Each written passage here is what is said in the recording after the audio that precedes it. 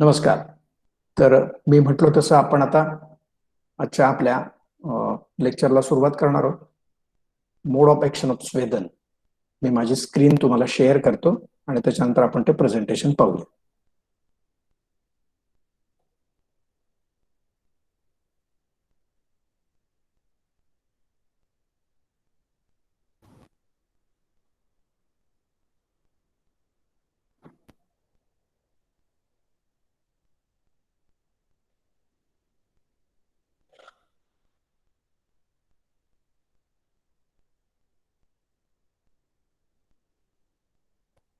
कोणत्याही वेळेला आपण विचार करत असतो त्यावेळेला आपण एका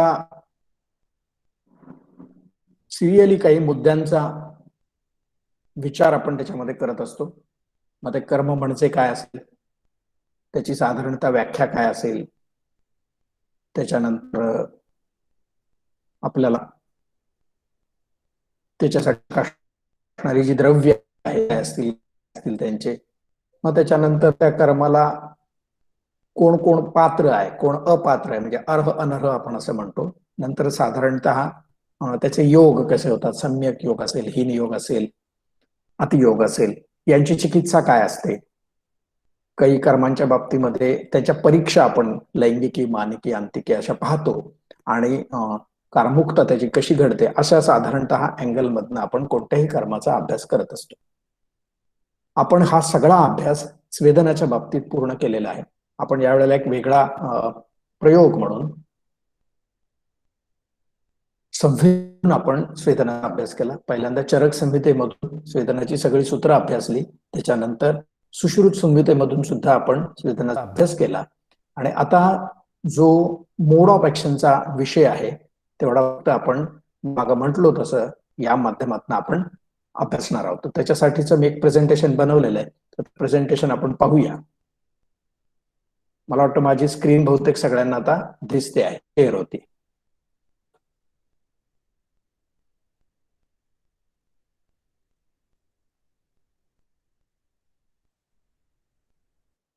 स्नेहन आणि स्वेदन या अध्यायांच्या बाबतीत मी मागे तुम्हाला असं म्हणालो होतो,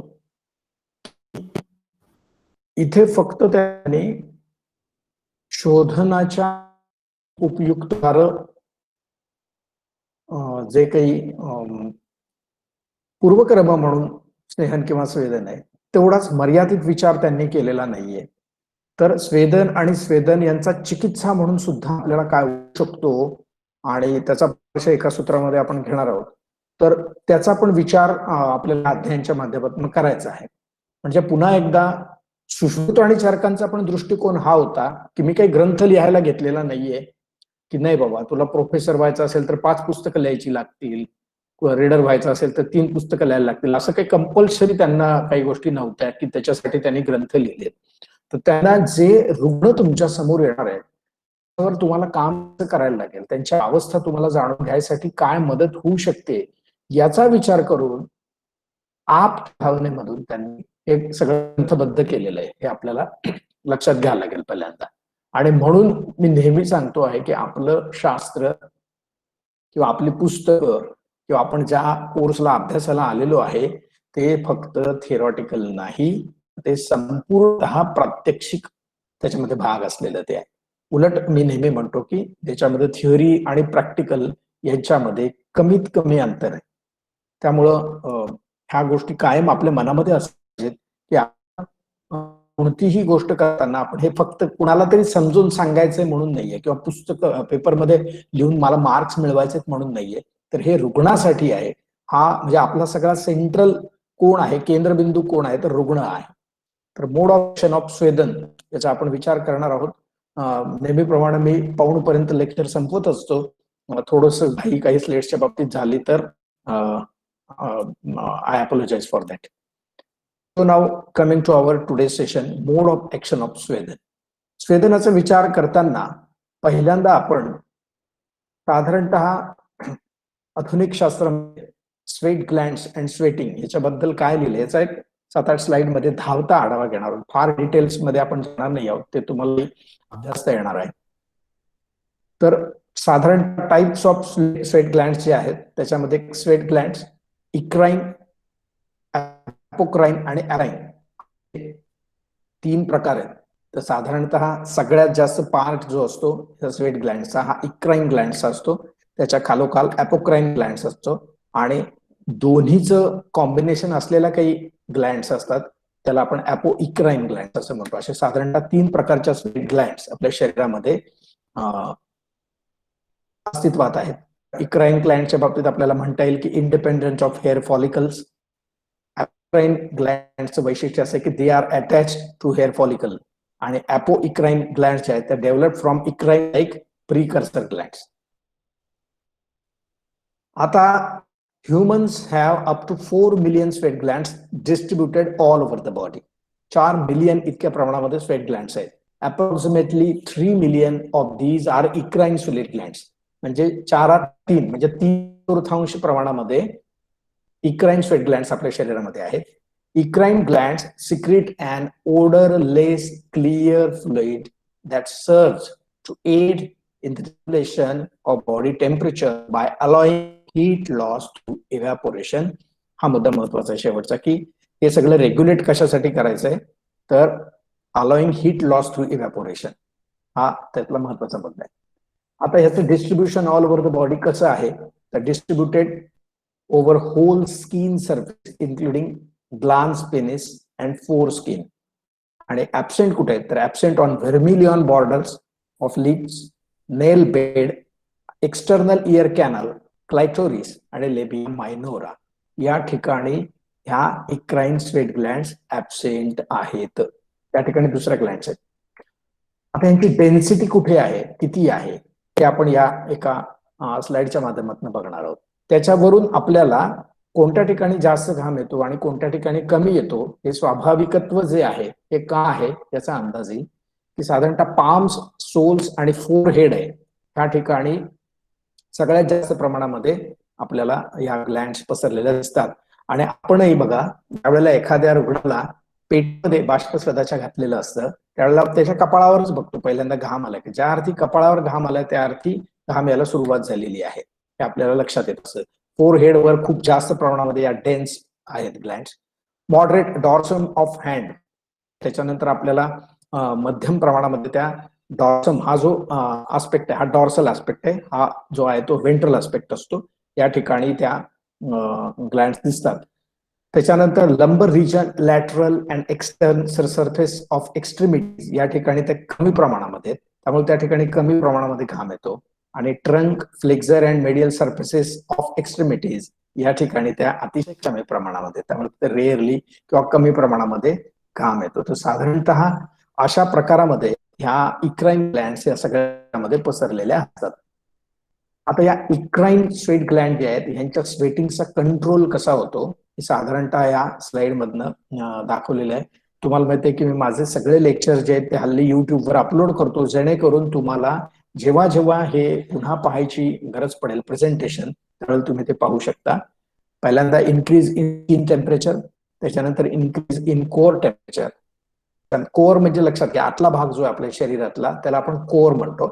तर increase in core temperature stimulates pre of hypothalamus आणि sweating, vasodilation and rapid breathing या सगळ्या गोष्टी त्याच्यामध्ये होत असतात. तर थर्मल, ऑस्मोटिक, मेंटल आणि गस्टेटरी, गस्टेशन म्हणजे जेवणाच्या संबंधातलं जे असतं चावणं वगैरे त्याच्या सगळ्या शरीरात चेहऱ्याच्या संदर्भात येणारं ते स्वेटिंग असतं. 10 degree Celsius increase in local skin temperature triples local sweating rate. म्हणजे 10 डिग्रीने जर आपलं सेल्सिअस मधलं टेम्परेचर वाढलं तर तिप्पट प्रमाणामध्ये स्वेटिंगचा रेट असतो. Increase in internal temperature 9 times more efficient than increase in mean skin temperature in stimulating sweat centre.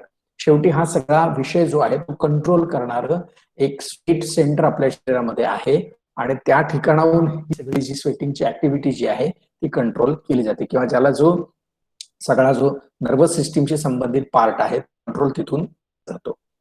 आता या स्वेटमध्ये काय काय असतं, कॉम्पोजिशन या स्वेटचं काय काय असतं तर त्याच्यामध्ये सोडियम आहे, क्लोराईड आहे, पोटॅशियम आहे, युरिया आहे, लॅक्टेट आहे, शुगर पण असते त्याच्यामध्ये.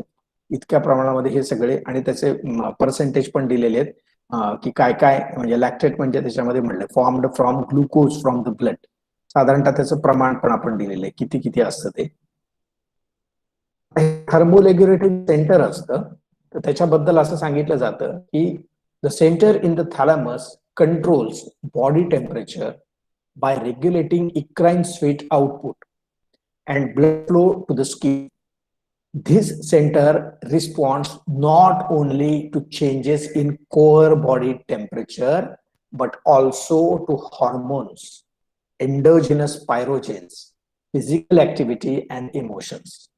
Both emotional and physical activities are thought to affect the thermoregulatory center via the limbic system. हे सांगण्याचा किंवा याचा काय अर्थ घ्यायचा आपल्यासाठी, तर आपल्याकडे फक्त काही अग्निस्वेदच सांगितले अशातला भाग नाहीये, तर आपल्याकडे अनग्निस्वेद पण सांगितलेले.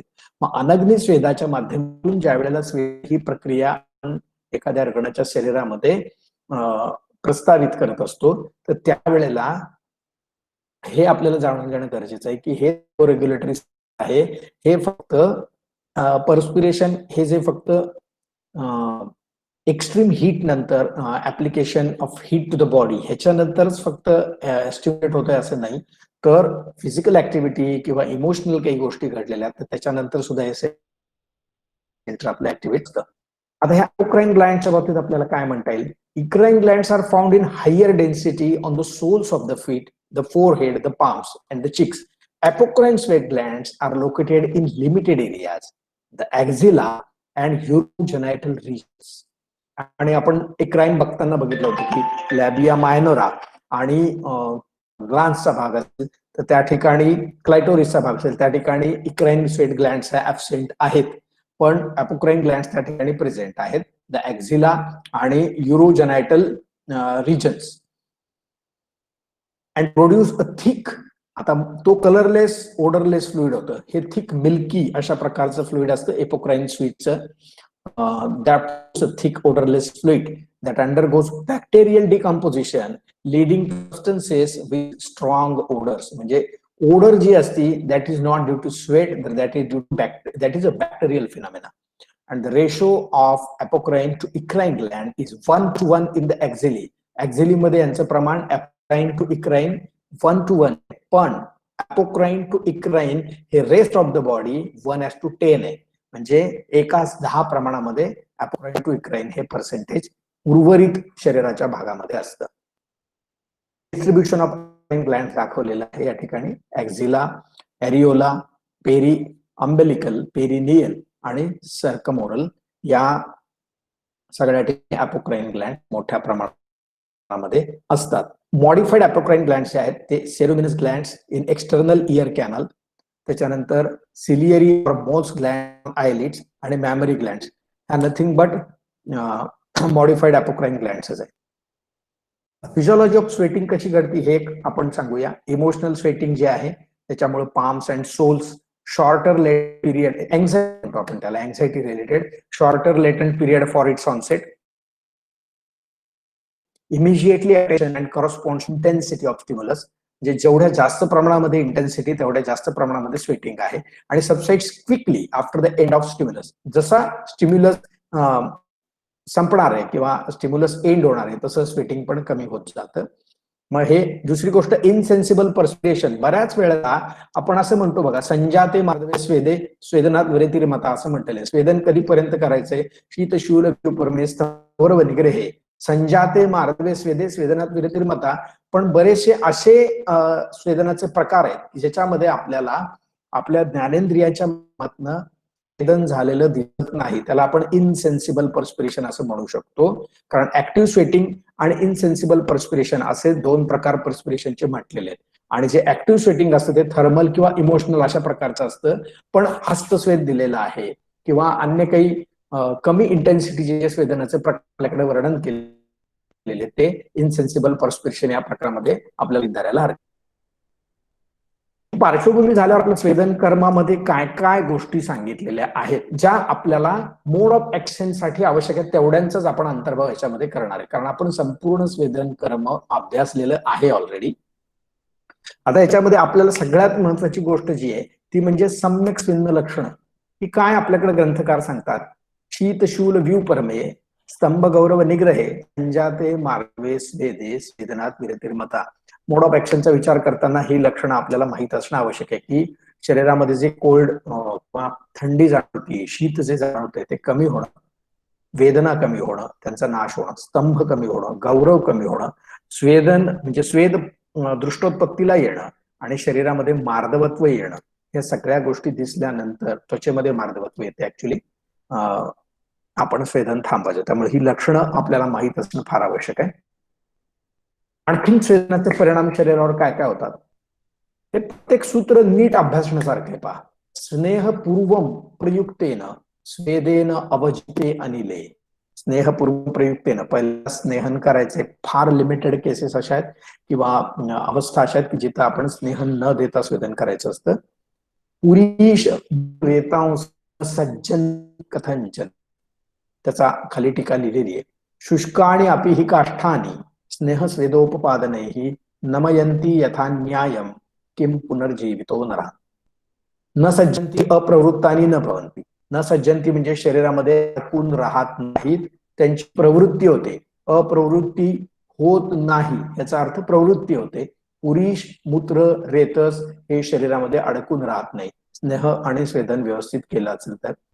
आणि त्याला त्यांनी यथा न्यायम म्हटलेलं आहे. यथा न्यायम म्हणजे यथामम, जसं चालत आलेलं आहे किंवा ट्रॅडिशनली जे सांगत आलेले त्याच्यानुसार जसं काष्ठ हे स्नेहस्वेदन केल्यानंतर आपण व्यवस्थित वाकू शकतो तसंच आपण ह्या पण गोष्टी करू शकतो. आता चुकून आपण अशी म्हटलं की स्नेहपूर्वम प्रयुक्तेन स्वेदेन अवजितेन आले, पण जर आपण हे नाही केलं, स्वेदन विदाऊट स्नेहन जर केलं, न अनभ्यक्ते, सुश्रुतातला श्लोक आहे, न अनभ्यक्ते न अपिच अस्निग्ध देहे स्वेदो योज्या, असा कधीही स्वेदन देऊ नये असं सांगता येते. स्वेद विद्भिही म्हणजे ज्यांना स्वेदनाची जाण आहे अशा लोकांनी स्नेहन न करताना, अभिंग न करताना किंवा स्निग्ध देह नसताना स्वेदन करू नये. दृष्टम लोके म्हणजे हे असं पाहिलं जातं जगामध्ये, काष्ठम अस्निग्धम आशु गच्छेत भंगम स्वेदयोर गृहीतम. जर थोडक्यात स्नेहन न करता करायचा प्रयत्न केला तर जसं काष्ठ तुटू शकतं, भंगू शकतं. एक 1 मिनिट, मला एक फोन घेणारे जर आला तर. इदानीम स्वेदस्य नियमन्नाह न इत्यादी म्हणजे स्वेदाचं पूर्वकर्म स्नेह का महत्वाचं आहे हे सांगताना आम्ही न या शब्दापासून सुरुवात केलेली आहे आणि त्यांनी त्याचं एक्सप्लेनेशन पुढे टीकेमध्ये दिलेलं आहे. स्वेदनाचं कार्य काय काय घडतं. अग्नेर दीप्तिम, आपण सुश्रुतातला श्लोक आहे. अग्नेर दीप्तिम त्वक प्रसादम मार्दवम त्वक प्रसादम भक्त श्रद्धाम स्रोतसाम निर्मलत्वम कुर्यात स्वेदो हंती निद्राम सतंदाम संधीम स्तब्धांश्चेष्टयेत आशुयुक्त. म्हणजे हे सगळं आपल्याला कार्मुकत्वाचा विचार करताना महत्वाचं आहे. अग्नेर दीप्तिम, अग्नेर दीप्तिमचा विषय इथं केलेला आहे. मार्दव त्वक प्रसाद, मार्दवत्व निर्माण होतं, त्वक प्रसादन होतं. भक्त श्रद्धाम, जेवणावर श्रद्धा झालेली आहे. स्रोतसाम निर्मलत्वम, सगळे स्रोतस आहेत हे निघून गेल्यामुळं निर्मल झालेली आहेत. कुर्यात स्वेदो, स्वेदनामुळं. हंती तंद्रान, तंद्रा आणि निद्रा या दोघींचाही नाश होतो. संधी स्तब्धांश अष्टयेत आशु म्हणजे जे स्तब्ध झालेले संधी आहेत त्यांच्या ठिकाणी हालचाल त्वरेनं सुरू होते. तर हे सगळं स्वेदन करतं. आणि इथं सांगताना एक महत्वाचा विषय टीकाकार सांगतात. संशमनीय संशोधनांगभूतः च द्विविधा स्वेदा, स्पष्ट म्हटलेले. केचित आर्या एवं वदंती द्विविधा स्वेदा, म्हणजे आपण जे स्वेदाचे सगळे प्रकार पाहिले पहा. मध्यम स्वेद सांगितला, महान स्वेद सांगितला, अल्प स्वेद सांगितला, वृक्ष स्वेद सांगितला, स्निग्ध सांगितला, एकांग स्वेद सांगितला, सर्वांग स्वेद सांगितला. यांच्या बरोबर अजून एक प्रकार काही आचार्य मानतात. तो कोणता तर संशमनीय संशोधनांगभूतः च. संशमनीय सामेषु व्याधीषु वृक्ष एव योज्यः. साम व्याधीमध्ये तो वृक्ष प्रकारामध्ये वापरायला सांगितला, कारण स्वेदनानं वृक्षत्व शरीरामध्ये निर्माण होतो. तद्गुणाः पुनः अग्नेर्दीप्तिम इत्यादी श्लोकात ज्ञातव्यः. संशोधनांगभूतस्तु स्नेहपूर्वो योज्यः. स्वेदनाच आपण ज्या वेळेला संशोधन करत असतो त्यावेळेला, एक मिनिट प्लीज. हॅलो, हो बोला बोला बोला.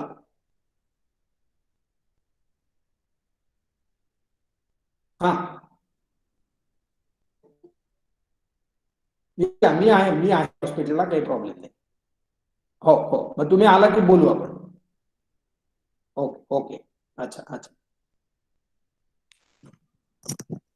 Excuse me.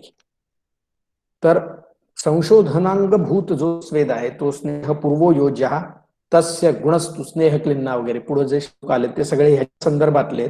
ज्या वेळेला सामव्याधी तिथं तुम्हाला स्वेदन ही शमनार्थ चिकित्सा करायची असते त्यावेळेला मात्र तो त्या कंडिशन्स मध्ये सामव्याधींमध्ये रुक्षणार्थ वापरला तरी हरकत नाही. आता आधुनिक शास्त्र काय, बेनिफिट्स ऑफ स्वेटिंग काय. पहिली गोष्ट, heavy metals detox.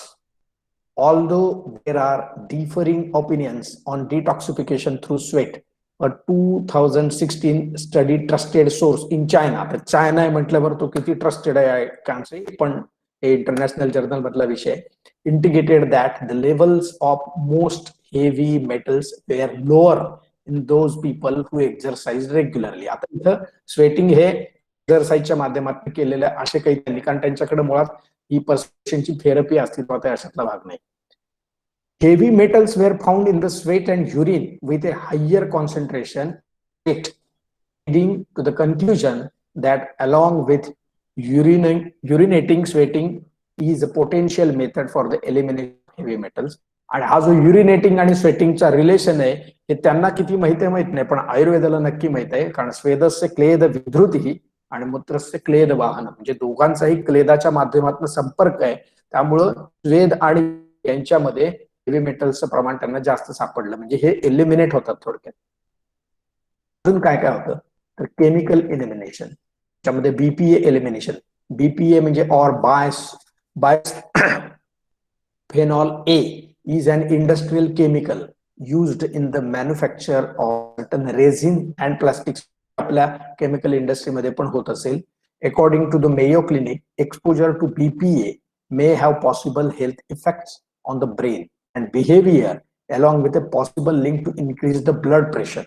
According to a 2011 study, trusted source, sweat is an effective removal for BPAs as well as a tool for BPA biomonitoring.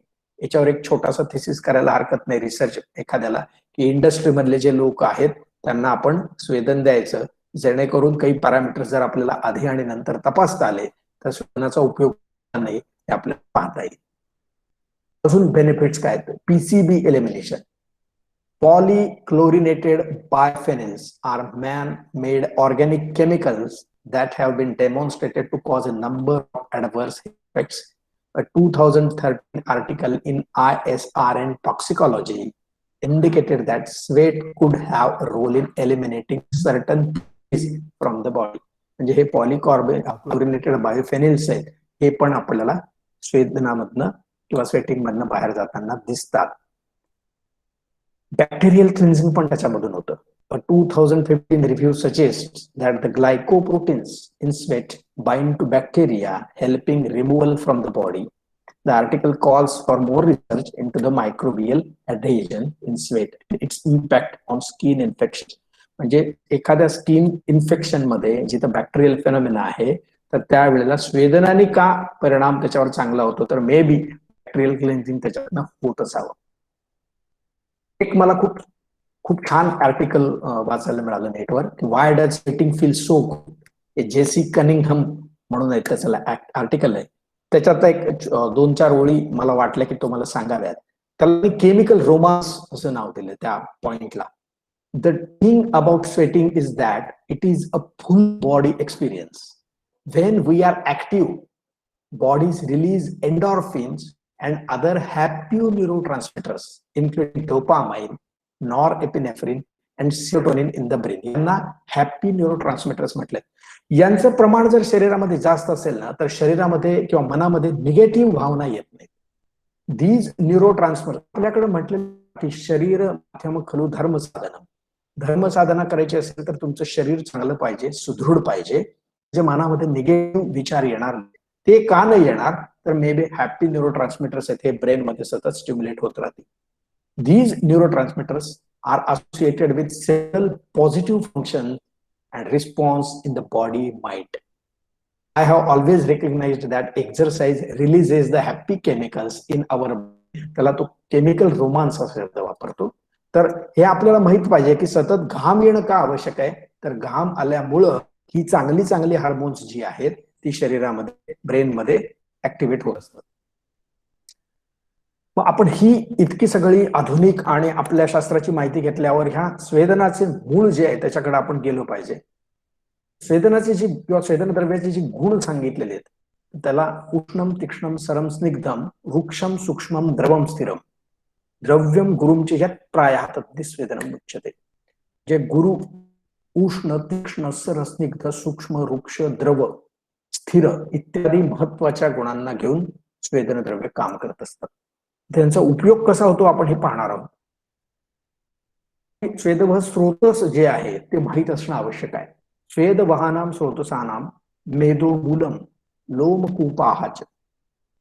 त्यांचं जर दृष्टी झाली तर प्रदुष्टानाम तु खल्वेशा इदम विशेष विज्ञानम भवति तद यथा. काय काय होतं, स्वेदनम अतिस्वेदनम पारुष्यम अतिश्लक्षणताम अंगस्य परिदाहम लोहमहर्च दृष्ट्वा स्वेदवहान्यस्य स्रोतांसी प्रदुष्टान विद्याचरक सांगतात.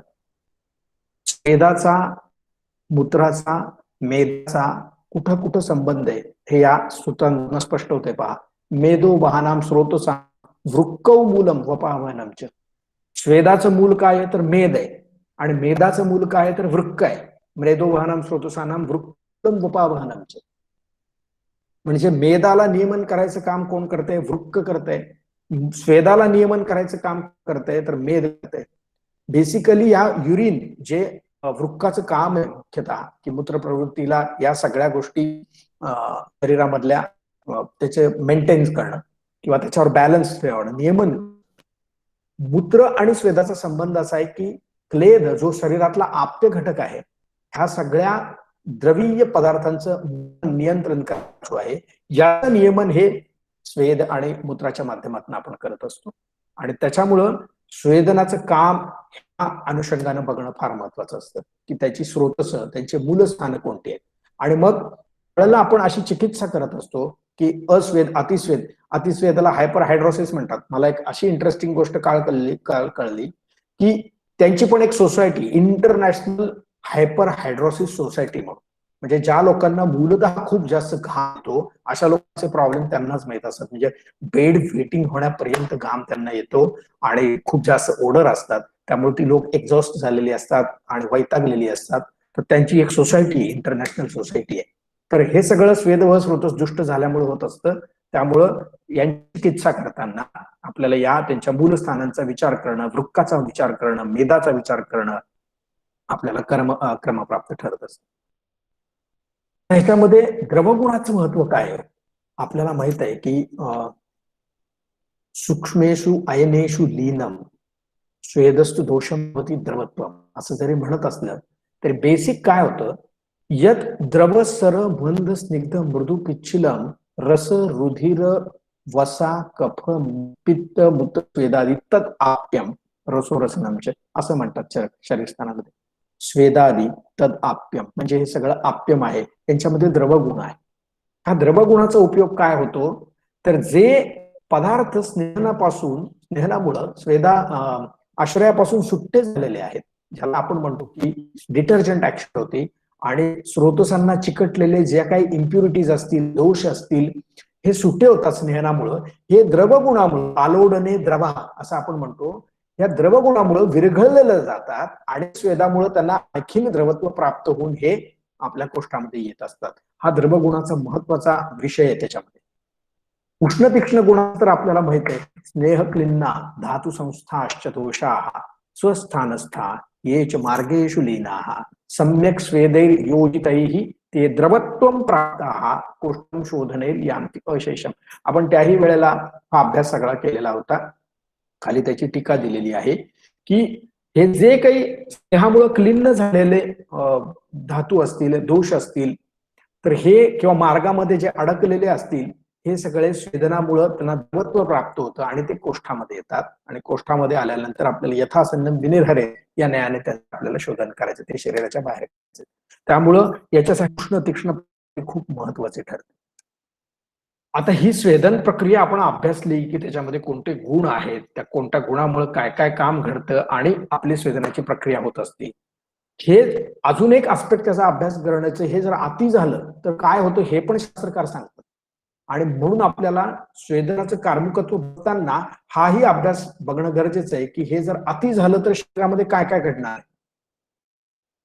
ओव्हर टेम्परेचर, स्किन टेम्परेचर दोन भाग आहेत. सध्या आपण स्किन टेम्परेचर बघतो इन्फ्रारेडने, पण ते बघणं फार सोयीचं नाही.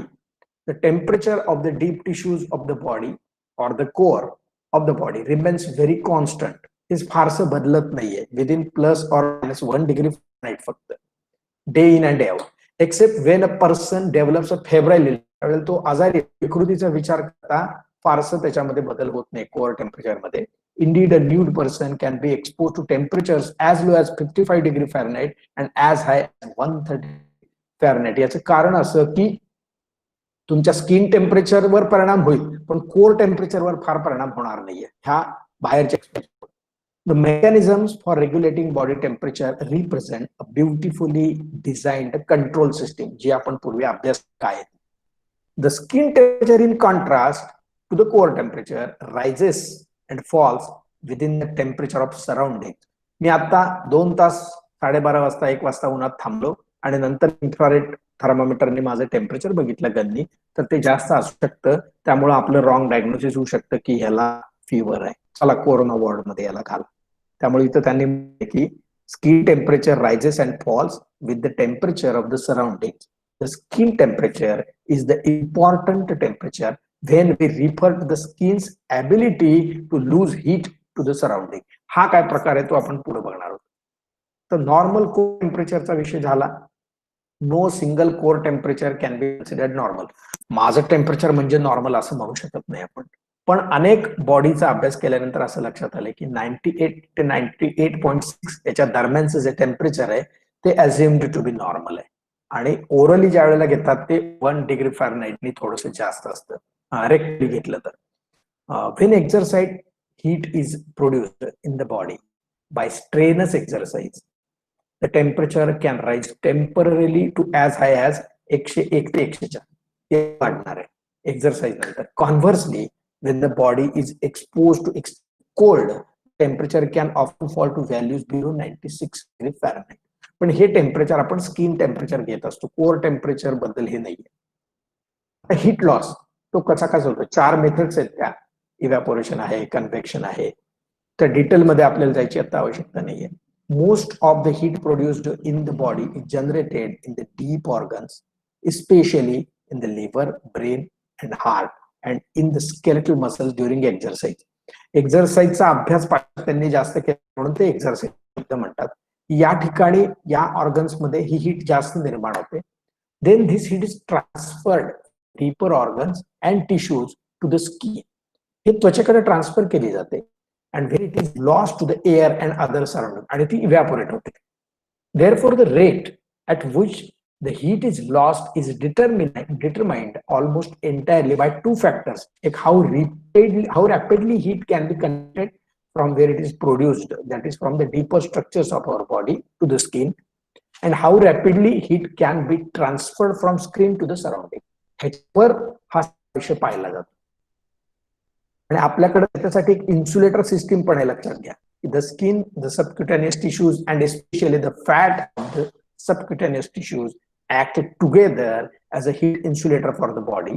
That is important because it conducts heat only 1/3 as readily as the tissues. त्याच्यातनं फक्त 1/3 कंडक्ट होते. आता हा सगळा विषय बघितल्यानंतर याचा एक्सेसिव्ह हीटचा शरीरावर काय परिणाम होतो हे बघणं गरजेचं आहे. की effects of exposure to heat, 4 प्रकारचे इफेक्ट शरीरावर होतात. एक म्हणजे heat exhaustion, dehydration exhaustion, heat cramps आणि हार्ट स्ट्रोक, हीट स्ट्रोक और सनस्ट्रोक.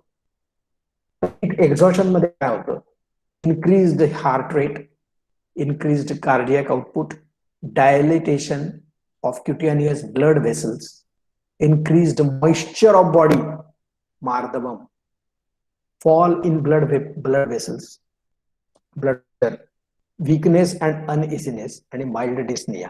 हीट एक्झॉस्ट झाल्या आपल्याला ही लक्षणं दिसतात. ही लक्षणं आहेत याचा अर्थ तुम्ही ट्रीटमेंट घ्यायची गरज आहे असं नाही, हे नॉर्मली घडणार आहे ज्यावेळेला हीटमुळे एक्झॉस्ट होतं थोडंसं जास्त हीट झाल्यानंतर. त्याच्या पुढे जर केली तर पुढची स्टेज येते prolonged exposure to heat results in dehydration. त्याला आपण डिहायड्रेशन एक्झॉशन म्हणतोय. It is due to excessive sweating प्रमाणामध्ये झालं की मग आपल्याला माहिती इलेक्ट्रोलाइट्स शरीरातले इनबॅलन्स व्हायला लागले. Dehydration leads to fall in cardiac output कमी व्हायला लागलं अँड ब्लड प्रेशर पण कमी व्हायला लागलं. Collapse occurs if treatment is not given immediately. Condition मध्ये त्याला चिकित्सेची गरज पडते. पुढे गेलो आपण. Severe painful cramps occur due to reduction in the quantity of salts. आपण बघितलं स्वेट मध्ये काय काय आहे तर युरिक ऍसिड आहे, साल्ट्स आहे, शुगर आहे, हे सगळे त्याच्यामध्ये पदार्थ आहेत. जास्त एक्सपोरेशन झालं तर as a result of this increased sweating due to continuous exposure to heat, we may feel severe painful cramps. आणि याच्या पुढची सगळ्यात घातक जी अवस्था आहे त्याला आपण हीट स्ट्रोक असं म्हणतो. Heat stroke is an abnormal type of hyperthermia that occurs during exposure to extreme heat. It is characterized by increase in body temperature above 41 degrees Celsius, 109 degree Fahrenheit, accompanied by physical and neurological symptoms. It is very severe compared to other ज्या आधीचे 3 effects बघितले त्याच्यापेक्षा severe आहे and often becomes fatal if not treated immediately. आणि याच्यामध्ये असं म्हणतात की ज्या वेळेला ह्युमिड क्लायमेट असतं त्या ह्युमिड क्लायमेटमध्ये जेवढी हीट मनुष्य सहन करू शकतो पेक्षा काही जास्त हीट ड्राय क्लायमेटमध्ये आपण सहन करतो. त्यामुळे आपण जे स्वेदन करत असतो त्यावेळेला आपल्याला फक्त कोरडी हीट नाहीये, फक्त ड्राय हीट नाहीये, तर ती ह्युमिड हीट असल्यामुळं स्वेदनानंतर एक्झॉस्ट व्हायचं प्रमाण हे जास्त का आढळतं तर त्याचं कारण हे आहे की ह्युमिड एअर मध्ये मनुष्य हा स्वाभाविक अधिक एक्झॉस्ट असतो आणि त्याच्यामुळं हे सगळी लक्षणं त्वरित दिसायची शक्यता आहे. आणि मग कानावर येतं की कुठेतरी सौनाबाद चेंबर मध्ये किंवा स्वेदन पेटी केली होती, आम्ही एक रूम केली होती, त्याच्यामध्ये पेशंट एक्सपायर झाला. का तर तुम्हाला ट्रीटमेंटला तिथं वेळ म्हणत नाही, इतक्या कमी वेळामध्ये इमिजिएटली ट्रीट नाही करू शकलो तर पेशंट एक्सपायर व्हायची शक्यता असते. म्हणून जेनताक स्वेद असेल किंवा कुटी स्वेद असेल असे जे स्वेदनाचे मॉडेल्स आपल्याकडे आहेत हे अतिशय काळजीपूर्वक किंवा केअरफुली आपल्याला सांगितले. त्याला महान स्वेद म्हटलेले. महान स्वेद का म्हणायचं तर त्याचा परिणामही तितकाच तीव्र आणि घातक असू शकतो म्हणून त्याला स्वेद त्यांनी म्हटले. आता हेच आपल्या लोकांनी सांगितलेले. फक्त हे हीट स्ट्रोक, सनस्ट्रोक शब्द आपल्याला छान वाटतात, ह्याच्यापेक्षा वेगळं सांगितलंय म्हणा. बघा, पित्त प्रकोपो मूर्छाच शरीर सदनम तृषा दाह सर्वांग दौर्बल्यम अतिसन्नस्य लक्षण. आणि इतकं सोप्या 2 ओळीमध्ये सांगून पुढची चिकित्सा पण पित्त प्रकोप, मूर्छा हे सगळं सांगितलं त्यांनी. मूर्छा हा शब्द वर्णन केलाय त्यांनी. उक्तस्तस्य तस्याशितीये योग ग्रैष्मिक हा सर्वशो विधी. ग्रीष्म ऋतूमध्ये जी परिचर्या करायची ती सगळी चिकित्सा म्हणून हे पण सांगतात. स अतिसुन्नस्य कर्तव्य मधुरा शीतल. हे झालं चिकित्सा. पण आयुर्वेदाचं तत्व काय आहे? स्वस्थस्य स्वास्थ्य रक्षण. अजून एक गोष्ट त्यांनी महत्वाची सांगितली पहा. स्निग्धा स्वेदैः उपक्रम्यः स्विन्नः पथ्याशनो तत् स्विन्न गात्रस्तु व्यायामं वर्जयेत नरः. त्यांना हे माहित होतं की स्वेदन हा वात प्रकोप करणार आहे, रुक्षण करणार आहे आणि त्याच्यानंतर जर व्यायाम केला तर त्याने वाताचा डबल प्रकोप होईल, शरीर आणखीन एक्झॉस्ट होईल. म्हणून त्या दिवशी व्यायाम वर्ज करायला आपण सांगितलंय. आणि आपल्याला हे माहित आहे की जशी हीट ही व्यायामाने स्वेदनाने होणार आहे तशीच हीट प्रोड्यूस व्यायामाने पण होणार, म्हणजे त्याचा डबल व्हायला नको. हे पण ग्रंथकारांना माहिती. त्यांनी टिपिकली व्यायाम बंद करायला सांगितलेलं आहे.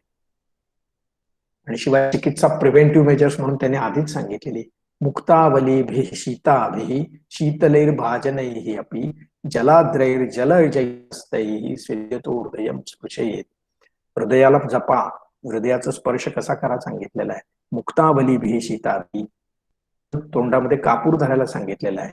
मस्तक स्वेदनाच्या बाहेर ठेवायला सांगितलेलं आहे. ऊर्ध्व जत्रुगत भागांना कधीही स्वेदन करू नका म्हणून आपल्याला सांगितलेलं आहे. का तर हे मोड ऑफ ऍक्शन ऑफ स्वेदन त्यांना सगळं माहिती होतं.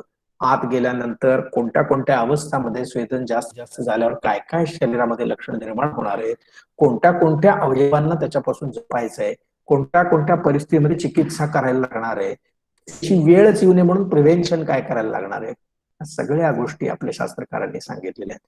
म्हणून मी वारंवार सांगतोय की डोळसपणे आयुर्वेदाचा जर अभ्यास केला तर तुम्ही अतिशय परिपूर्ण अशी चिकित्सा आयुर्वेदाची करू शकता. साधं स्वेदन वाटतं आपल्याला, पण ते इतक्या मोठ्या प्रमाणामध्ये शरीरावर आघात करू शकतं. हे प्रेझेंटेशन जे माझं होतं त्याच्यासाठी मला एक स्लाइड शेअरवरचं खूप चांगलं प्रेझेंटेशन अभ्यासायला मिळालं. एक सीमा सुब्रमण्यम म्हणून आहे, त्यांचं anatomy and physiology of sweat Gland, त्यातला बराचसा मी मॉडर्नचा भाग त्यातनं घेतलेला होता. तर मला असं वाटतं की हे प्रेझेंटेशन स्वेदनाची कारमुकता समजवण्या इतपत तुम्हाला मार्गदर्शक नक्की होईल. त्याच्यानंतर तुम्ही स्वतः अभ्यास करायचा आहे आणि मग मला वाटतं की हा विषय तुम्ही अभ्यासायचा आहे. तर इथपर्यंत तुम्हाला आजच्या लेक्चरच्या अनुषंगाने पुरेसं आहे असं मला वाटतं. याच पद्धतीनं आपण बाकी जे सगळे विषय आहेत जसे जसे अभ्यासायला आपल्या समोर येतील तसा त्यांचा आपण विचार करणार आहोत. तर इथे अलम मला असं वाटतं की इथपर्यंत ठीक आहे आणि नेहमीप्रमाणे सगळ्यांनी प्रेझेंटी दिलेली असेल अशी आशा करतो. जर दिलेली नसेल तर गॉड नोज, नसेल तर तुम्ही मला पर्सनली किंवा ग्रुपवर प्रेझेंटी द्यायला हरकत नाही नेहमीसारखी. मला वाटतं आपण इथं थांबूया. आधी मी रेकॉर्डिंग ऑफ करतो आणि मग नंतर बंद करतो.